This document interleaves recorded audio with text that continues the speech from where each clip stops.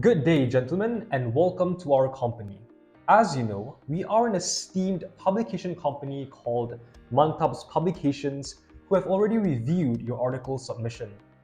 We, the Board of Auditors, will critique your article here today and determine whether or not it is fit to be published to the general population. So, without further ado, do proceed your presentation, but before that, please introduce yourselves. So, my name is Kaveh and this is Alexi. We are the writer for article Battery and Hydrogen Best Electric Vehicle Adoption, a survey for Australian consumers' perspective. So, let's start with our presentation. As we all know, a promising alternative for the present fossil fuel-based automobiles is the electric vehicle. However, only 4.6% of all the EV cells were made globally as of 2020, and 1% were made in Australia. We emphasize the need to identify aspects that either promote or hinder consumer intents for adopting EVs. So, our study produced significant results demonstrating that consumer preferences for electric vehicle is related to the differences between battery electric vehicle and fuel cell electric vehicle. So let's continue with our research finding about the factor that influence Australian consumers' electric vehicle adoption intention. Our hypothesis stated that safety concerns will have a greater impact on electric vehicle costs than purchasing costs and perceived benefits. Let's see if our findings support this hypothesis. We used a survey with sample size of 175 Australians to collect data on how Australian consumers feel about EVs and their intention to adopt them. The survey allowed us to examine the influence of factors such as mobility, habits, age, and other aspects to purchase EVs. Thank you very much, gentlemen, for your presentation. So now we proceed to the critique elements of your article. Now, my board of auditors have determined quite a few critiques from your article, both positive and negative, and I'll be covering the negative ones. So, the first one I noticed was the use of proper wording and sentencing that your article did not fulfill completely, unfortunately. I'll be providing a wide range of information pertaining to the research. Some were written in a, questionable manner. For instance, if I'm reading this correctly, the final sentence in the abstract of your article mentions that furthermore, female is more likely to still undecided than males, which, clearly shows an error in the words used to express the information. I could give another example, which pertains to how the magnitude may not be large enough to compensate the higher purchase cost, which shows another error in your article. Now, there are plenty more examples of improper sentencing and wording riddled throughout your article, but nevertheless, the appearance of these grammatical errors cause your article to appear less professional, and the errors also downplay the credibility of the research articles as they leave a negative impression upon the reader. Research articles that possess errors in wording and sentencing may lead to miscommunication and in turn misinterpretation of the target audience.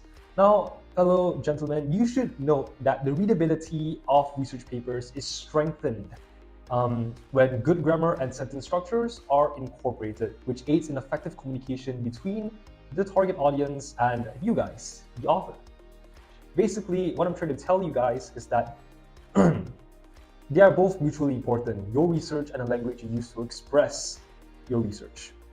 Though the frequency of these errors appearing are minor when compared to the rest of the article, it is still important that you guys proofread the article numerous times before you publish it to the general population in order to avoid such errors and also improve the readability and impression of your target audience.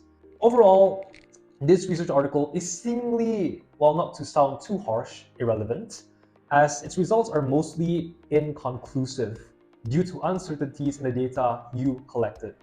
But it is worth mentioning that it is not completely irrelevant, however, as it provides useful insight on what to be improved for future studies.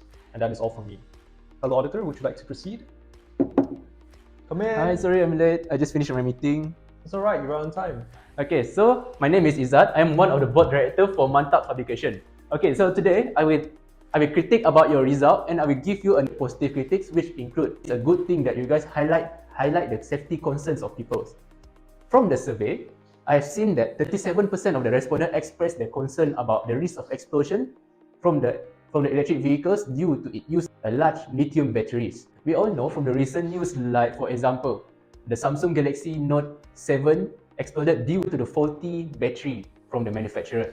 So this arise the concern in the consumers that will the electric vehicles undergoes the same problem like the Samsung Galaxy Note 7. So it is a good thing that after you guys highlight this concern, the manufacturer can take action to improve the quality of the battery that they made. Okay, moving to the last part of my positive critique, which is the importance of education level. I have seen that you guys highlighted majority of the respondents that agree with the usage of electric vehicles are the bachelor's degree holder, while the people that disagree about the usage of electric vehicles were the people that without bachelor's degree. So from here we can see that why the people without bachelor's degree reject the usage of electric vehicles. This is because they not understand the importance of using electric vehicles in our community. So from this research, government can take the results and take action by doing campaign to promote the advantages of using electric vehicles in our society, so that it can increase the awareness of this group of people. Okay, that's all for me. So now please proceed with the next presenter. I need to go because I have another meeting. So yeah, sorry for the inconvenience. Bye. Okay, so there are two limitations that I want to highlight. First is the unanswered question. When I read through the paper, there is one question that pops in my mind. Does the relationship valid in the future? So in the study, you assess the relationship between the consumer preference and the adoption of EV. However, this was done within a period of time. It might not be valid in the future, and it might be valid in the future. So you does not clarify about how the preference may changes with time due to certain factors such as changing of market condition, technological development, or policy changes made by government. Human preference might change over time due to all these reasons, which may lead to the change of EV adoption. Then next is cost evaluation. So cost evaluation is ability of the researcher to evaluate the causation. And the last one for me is the unclear establishment of factors. The factors established, it is not clearly established. The study you guys did identifies the relationship between the certain key factors and EV adoption intention. Okay, but it does not establish clearly. For example, the study shows that safety concerns have a stronger impact on adoption intention compared to purchase costs. However, it cannot be concluded that the safety concerns is the direct cause of higher adoption intention, where there are other underlying factors may also be influencing the correlation, such as the increasing gas price or government policies and incentives. So I think that's all for limitation. Thank you. So to conclude, the research article on electrical vehicle adoption intentions in Australia presents significant findings related to factors influencing consumer preferences for EVs. The positive critic highlights the commendable use of ethical considerations, comprehensive the research insight.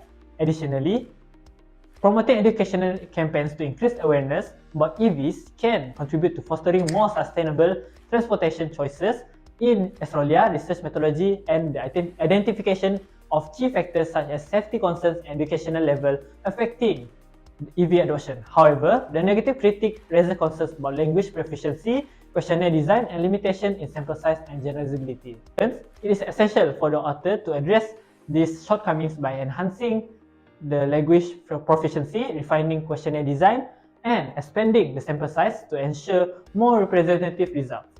Moreover, addressing the long-term effects of consumer preferences and exploring the causal relationship between key factors can further strengthen. That's all. Thank you.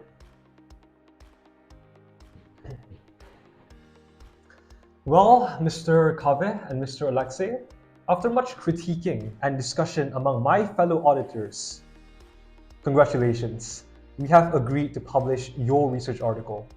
However, much improvement is needed in the future research articles you wish to share with us, relating or not relating to this field of study. Thank you. You may leave.